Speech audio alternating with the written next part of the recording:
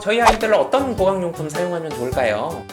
보강용품 뭐 여러 가지 있는데 심지어는 칫솔도 요새는 360도 칫솔도 있고 워낙 많은 물건들이 있는데 그 중에서 어떤 물건들을 사용해야 되는지 상당히 혼란스럽습니다. 그런데 어린이들 같은 경우에는 사실 구강용품의 그 어떤 세부적인 종류는 사실 크게 중요하지는 않은 것 같습니다. 예컨대 칫솔이다 라고 했을 때 칫솔을 선택할 때 중요한 것은 크기입니다. 크기만 아이 나이대 맞게 선택을 해주신다면 그 다음에 고려하실 것은 그런 기능 이런 것보다는 아이가 재미있게 사용을 할 수 있는지 예컨대 여기도 캐릭터가 그려져 있다든지 그림이 그려져 있다든지 할 텐데 아이들 보통은 그리고 색깔도 지금 파란색만 준비해 놨습니다만 남자아이들이야 이런 칫솔 좋아하겠죠. 그런데 여자아이들은 파란색 칫솔 글쎄요, 좋아할지 모르겠습니다. 특히나 아이들이 또 칫솔을 많이 사용하게 되는 공간은 아무래도 어린이집이나 유치원 같이 공동생활을 하는 곳이잖아요. 물론 집에서도 부모님과 같이 사용을 하게 되지만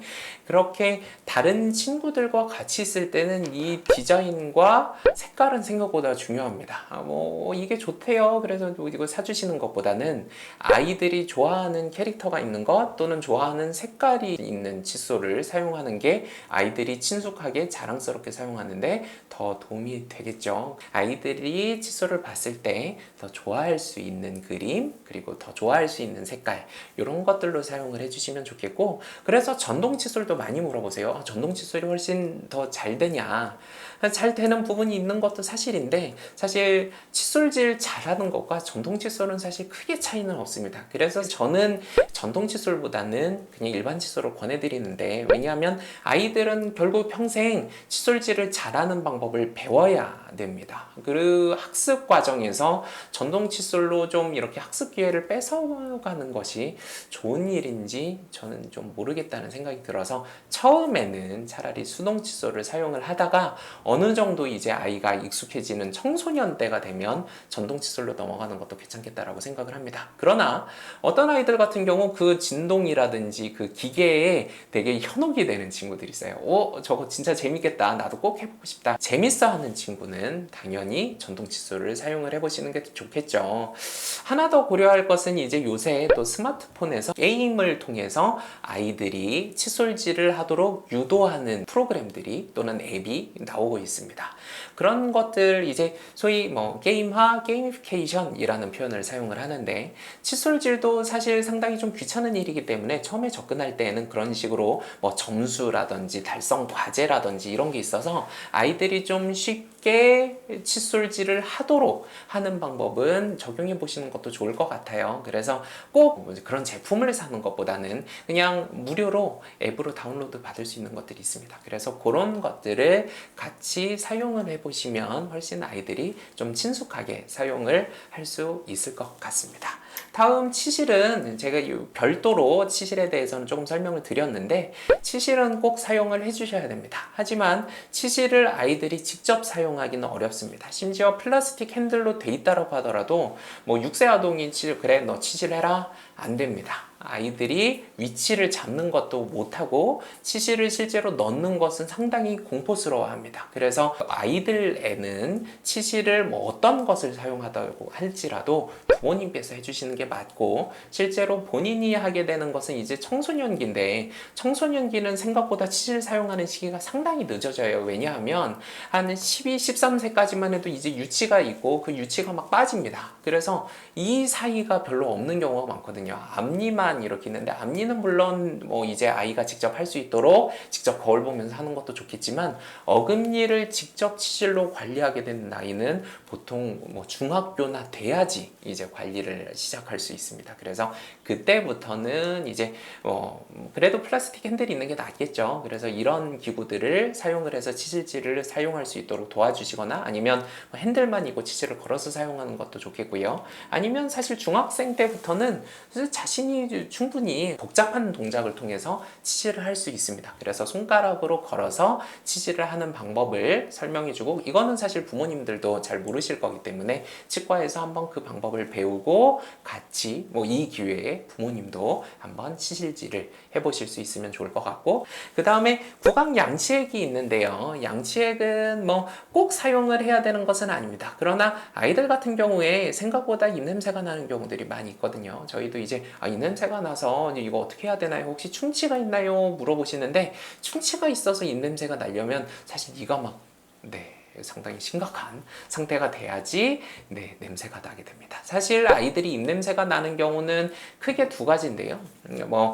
사실 아이들 때는 막 혀에 막 설태가 막 끼고 이런 경우는 많이는 없어요. 그래도 그런 친구들이 있습니다. 그래서 그렇게 혀에 뭐가 많이 끼어 있어서 이제 입냄새가 나는 경우, 그 다음에 사실 아이들은 편도가 이렇게 커져 있는 경우가 많거든요. 그럼 편도에서 사실 생각보다 냄새가 나는 경우가 많습니다. 그래서 그렇게 냄새가 나는 경우들이 있는데, 이런 설태든 편도든 이런 부분을 해결해 줄 수 있는 게 생각보다 구강양치액이 도움이 됩니다. 그래서 구강양치액은 생각보다 이런 구강의 어떤 기능, 그래서 충치를 줄이고 잇몸 이런 것보다는 일단은 입냄새를 줄이는데 생각보다 도움이 되고, 입냄새를 줄이는 것은 아이들 입냄새가 중요한가요? 생각보다 아이들은 되게 가까이에서 의사소통을 하기 때문에 입냄새가 난다는 걸 아이들이 실제로 인식을 합니다. 그래서 이렇게 아침, 저녁으로 구강 가글을 한번 해줄 수 있는 거는 도움이 될 것 같고,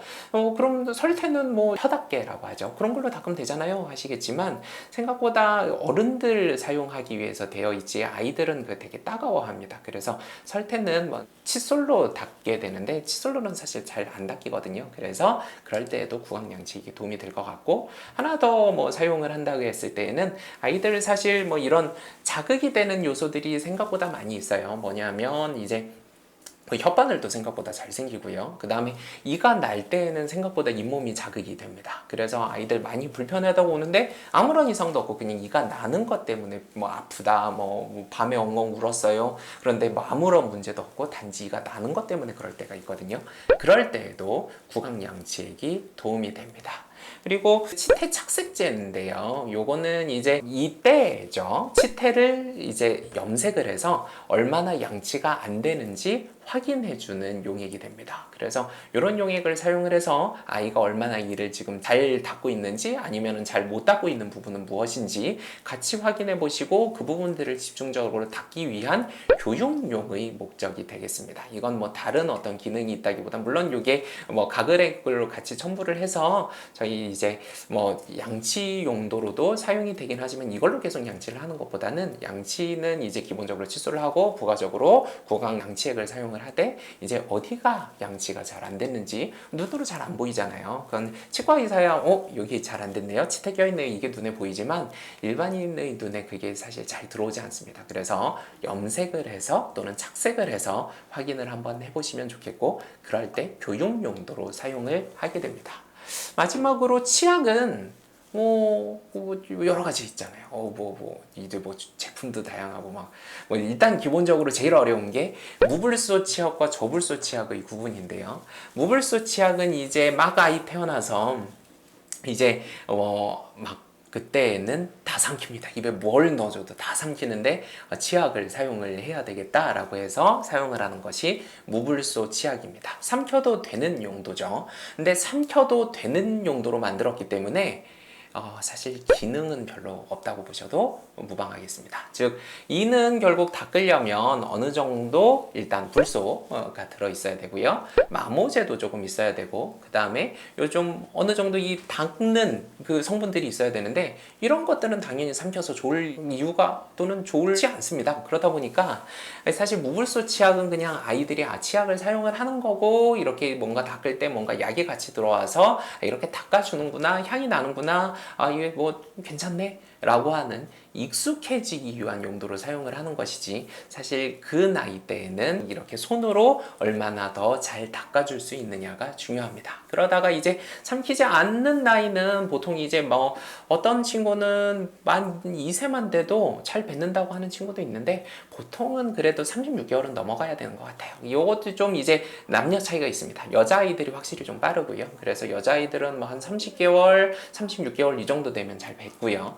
남자아이들은 36개월 돼도 아직 못 뱉는 친구들이 있어요. 이 뱉을 수 있을 때가 되면 이제 치약을 바꾸실 때가 된 겁니다.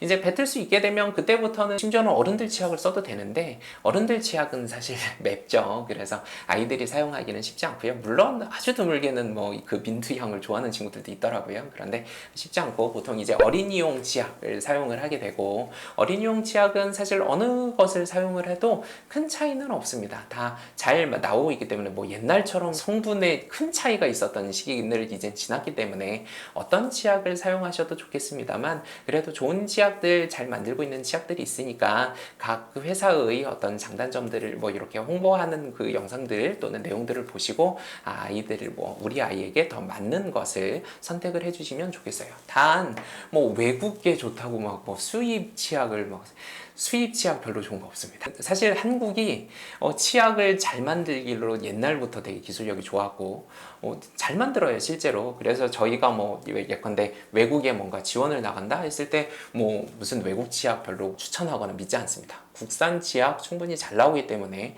국산 치약들 활용을 해서 접근을 해보시는 걸 더 권장을 드린다라고 말씀드려도 될 것 같아요.